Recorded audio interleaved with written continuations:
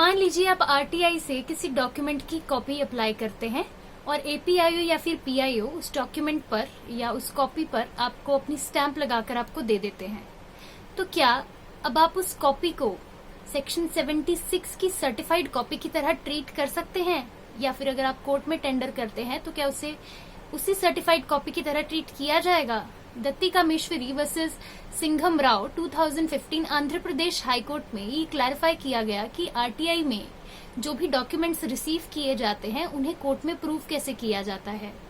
अगर section 62, section 65 और section 74 Indian evidence act को देखें तो ये क्लैरिफाई होता है कि आरटीआई में जो भी डॉक्यूमेंट्स रिसीव होते हैं उन्हें प्राइमरी एविडेंस, पब्लिक डॉक्यूमेंट या फिर सर्टिफाइड कॉपी की तरह ट्रीट नहीं किया जा सकता। पर्टिकुलरली अगर हम सेक्शन 62 की एक्सप्लेनेशन 2 को देखें तो ये बात और ज्यादा क्लैरिफाई होती है। तो अब सवाल ये है कि जो कॉपी आपने रिसीव की है उसकी वैल्यू क्या है। अगर एपीआईओ अपनी उस कॉपी पर आपको अपनी स्टैंप लगा कर दे रहे हैं एपीआईओ XYZ, तो उससे सिर्फ एक ट्रू कॉपी की तरह ही ट्रीट किया जा सकता है। और अगर आपको उसे कोर्ट में प्रूफ करना है, मान लीजिए वो पब्लिक डॉक्यूमेंट हो भले ही या फिर प्राइवेट डॉक्यूमेंट। अगर हम सेक्शन 65 को देखते हैं तो सेक्शन 65 में जब सेकेंडरी एविडेंस दिया जाता है तो सबसे पहला ग्राउंड यही होता है कि जिस डॉक्यूमेंट की कॉपी आप दे रहे हैं वो पब्लिक डॉक्यूमेंट है, यानी कि उसकी ओरिजिनल कॉपी नहीं लाई जा सकती, इसलिए उसकी सर्टिफाइड कॉपी दी जा रही है। तो प्रूफ करने के लिए आरटीआई में जो डॉक्यूमेंट आपने लिया है दो तरीके हो सकते हैं। सबसे पहला, या तो आप ओरिजिनल डॉक्यूमेंट ले आइए जैसा कि ऑर्डर 13 रूल 10 में होता है, या फिर आप उसकी सर्टिफाइड कॉपी दीजिए। अब सर्टिफाइड कॉपी कैसे दी जा सकती है? जब भी सेकेंडरी एविडेंस दिया जाना होता है तो सेक्शन 65 रेलिवेंट हो जाता है।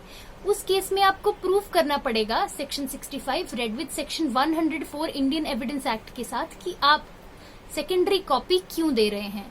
जैसे कि मान लीजिए अगर तो पब्लिक डॉक्यूमेंट है तो उस केस में तो हमने देख लिया, अगर प्राइवेट डॉक्यूमेंट है तो उस केस में आपको फाउंडेशन लेआउट करना पड़ेगा कि आप क्यों दे रहे हैं। मान लीजिए आपकी 10th क्लास की मार्कशीट की कॉपी थी और आपका कहना है कि वो कॉपी गुम गई है, घर में आग लग गई थी जिस वजह से वो कॉपी जल गई है, इसलिए आप सेकेंडरी कॉपी देना चाहते हैं।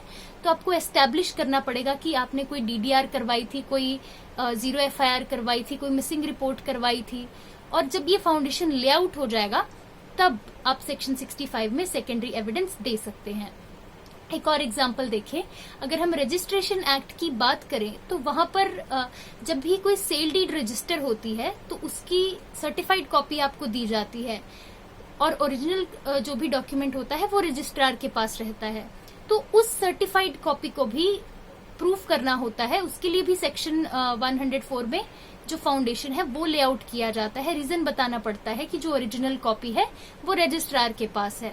तो इस तरीके से सेकेंडरी जो एविडेंस है उसको प्रूव किया जा सकता है।